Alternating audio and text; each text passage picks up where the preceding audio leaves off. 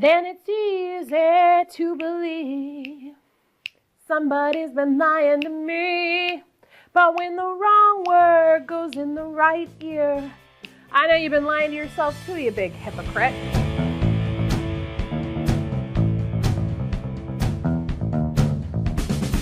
Hello, sunshine.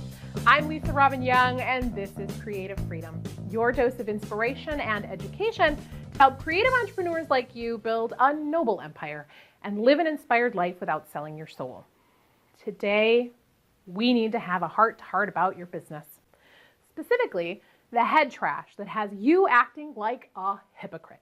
Now, I know you're a super kind, heart-centered creative, someone that wants to do right by your clients, and you'd never intentionally act like a hypocrite. Walking your talk is important to you. But humor me for a minute and let me show you how your inner hypocrite might be slowing down your business growth. The biggest place I see hypocritical behavior is with pricing, and it shows up in two ways. The first is when you overinvest and underprice. This happens when you plow big sums of money into improving your business, but then fail to raise your prices to match that new investment. Whether you're working with a coach or upgrading your workspace or adding staff and support, those investments are meant to improve the overall value of your business. As such, your pricing needs to adjust upward to reflect that increased value. Most creatives are hesitant to raise prices at all for fear of losing clients, but people in general typically expect to pay more for a higher quality offering.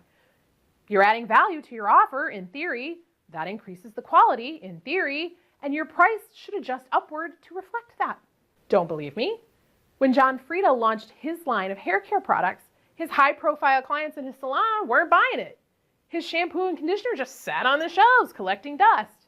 Then, with no change to the product whatsoever, he simply raised the price to match the expectations of what his high-end salon clients thought they should be paying, and he watched the products fly off the shelves. The second way this shows up is when you charge higher rates, but then you refuse flatly to invest in your business at a commensurate level. Now, I'm not talking about not being able to invest at a higher level. That's something different. I'm talking about not being willing to do it.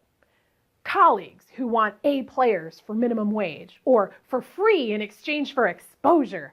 People die from exposure, yo. Or potential clients who charge $700 an hour for their time, but they balk at paying that to somebody else. Now, I'm also not talking about overpaying for services. Getting the most bang for your buck is an important part of building a profitable, sustainable business. But there's a difference between smart investing and getting the most bang for your buck and exploitation. Oh, and karma is a biatch with this one. I remember one client who complained loudly about how their clients kept dragging their heels on making decisions. They were slow in making their payments, and they obsessed over every billable hour, making them feel like they were being nickeled and dimed to death. And I held up the mirror, as any coach would, and showed how those same behaviors were happening in their business. They were dragging their heels on many decisions. They were waiting until the last minute to make many of their monthly payments. Oh, and they didn't have a problem squeezing every minute out of their business support staff, often paying less than minimum wage for dozens of hours of work because, hey, that was the rate we contracted for. It's not my problem if they're undercharging for their services. Yes, I said, it's true that it's not your fault if they undercharge, but it is your responsibility to lead your creative business from a place of integrity. So how would you feel if you were in their shoes? Oh, wait, you are. They honestly didn't see the connection until I pointed it out. When I started working with direct sellers, one of the first things I told them was that they needed to see themselves worth at least $500 an hour. If you don't believe you're worth $500 an hour, why should anyone else? And here's the corollary to that. If you're not willing to invest $700 an hour to grow your business, why should anyone invest $700 an hour to work with you? It bears repeating that I'm not talking about your ability to invest, but rather your willingness. It's common to experience a gap between when we raise our rates and then actually feeling that raise in our business finances. During that gap, you're still going to be operating at your old pricing experience. You'll still only be able to invest at your previous level. When one of my clients raised her rates, it took about a month before she got her first client in at the new rate. But then she secured another client and another. And now that her cash flow is improved, she's looking at expanding support for her business. She's open and willing to invest appropriately for the growth of her business.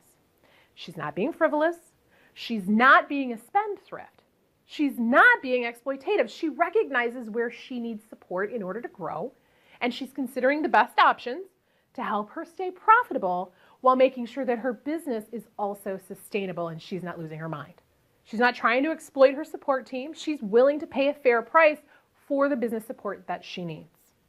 I'm reminded of what one of my mentors once said that applies especially well to today's creative entrepreneur.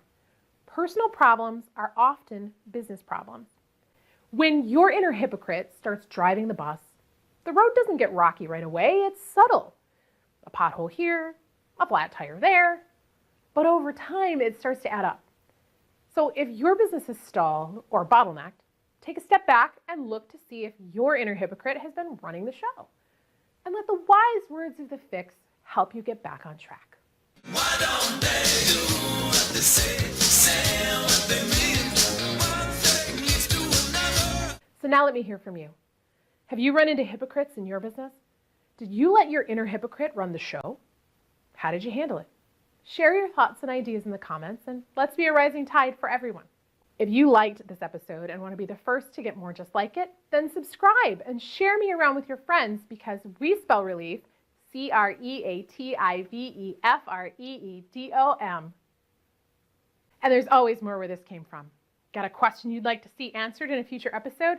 Hit me up. For inspiring songs, stories, and resources to help you build a noble empire and live an inspired life without selling your soul, come see what's shaking over at LisaRobbinYoung.com. You know you want to.